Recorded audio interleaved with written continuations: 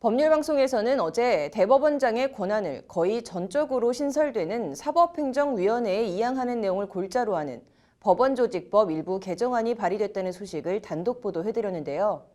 관련해서 오늘 법안을 대표 발의한 더불어민주당 박주민 의원과 민변과 참여연대 등 시민단체들이 20대 국회에서 법안 통과를 촉구하는 기자회견을 열었습니다. 장한지 기자가 기자회견이 열린 국회 정론관에 다녀왔습니다. 박주민 민주당 의원이 어제 대표 발의한 법원조직법 일부 개정안은 기존 법원행정처와 법관인사위원회는 폐지하고 사법행정 총괄 권한을 갖는 사법행정위원회 신설을 골자로 하고 있습니다. 사법행정위 위원장은 대법원장이 맡되 11명의 위원 가운데 6명은 국회에서 비법관으로 4명은 전국법관 대표회의가 추천하는 판사 4명을 임명하도록 해 대법원장의 영향이 미칠 여지를 차단했습니다. 이렇게 신설된 사법행정위에 법관 인사권과 예산권 등을 부여해 제왕적 대법원장의 폐해를 차단하겠다는 취지입니다. 2년 전만 해도 굉장히 떠들썩했었던 법원 관련된 개혁 논의는 아직 입법적인 성과를 낳지 못하고 있습니다. 이번에 좀 늦은 감은 있지만 법원조직법 개정안을 발의했는데요.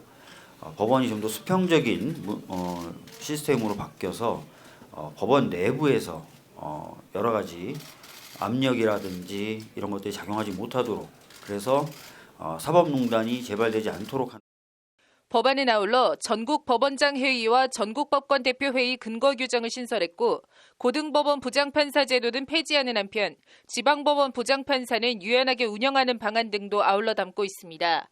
법관 블랙리스트와 재판 거래로 대표되는 판사 줄 세우기와 사법농단이 국민적 공분을 불러일으켰음에도 국회에서의 제도적 법원 개혁은 지지부진하다는 것이 기자회견 참가자들의 지적입니다. 그동안 검찰 개혁에 비하여 법원 개혁은 뒷전에 밀려 있었던 감이 있었습니다.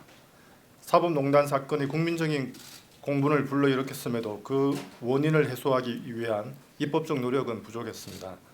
사법농단의 원인이 되었던 대법원장의 제왕적 관료적 사법행정권은 지금도 그대로 이어서 언제든지 사법농단의 불씨가 될 수 있습니다.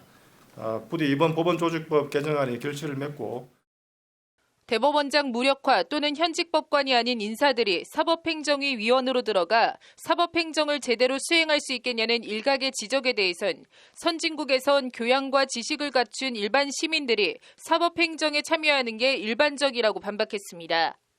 전 세계적으로 상당히 많이 도입되고 있습니다. 특히 유럽 같은 경우에는 대부분의 국가가 국민들의 대표가 참여하는 또는 각 직능단체의 대표들이 참여하는 그런 사법행정위원회를 둠으로써 사법행정이 어떤 특정한 개인의 전유물이 되거나 또는 어떤 특정한 권력의 통로가 되는 그런 현상을 막고 있습니다.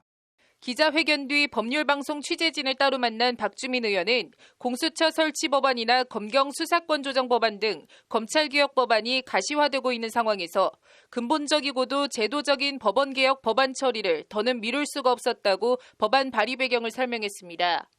사법농단 관련돼서 법관 탄핵이라든지 특별재판법 계속 주장을 해왔었고 그것이 안 된다 하더라도 법원의 제도적 개혁은 필요하다고 계속 주장해왔기 때문에 검찰 개혁도 이제 슬슬 법관 성과가 좀 나오는 상황이니까 이제 법원 개혁도 입법을 좀 해서 20대 국회 회기가 몇 달 남지 않았고 여야 대립이 극심한데 법안이 통과될 수 있겠냐는 질문엔 불가능한 것만은 아니라고 답했습니다.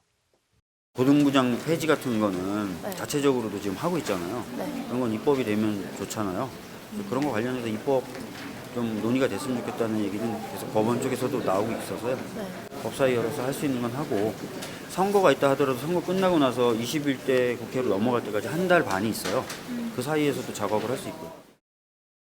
20대 국회 회기가 얼마 남지 않았지만 국회 전문위원들의 법률안 검토를 거쳐 가능한 신속하게 법안 처리에 나서겠다는 것이 법안을 대표 발의한 박주민 의원의 말인데 20대 국회에서 법원조직법 개정안이 실제 통과로 이어질 수 있을지 주목됩니다. 법률방송 장한지입니다.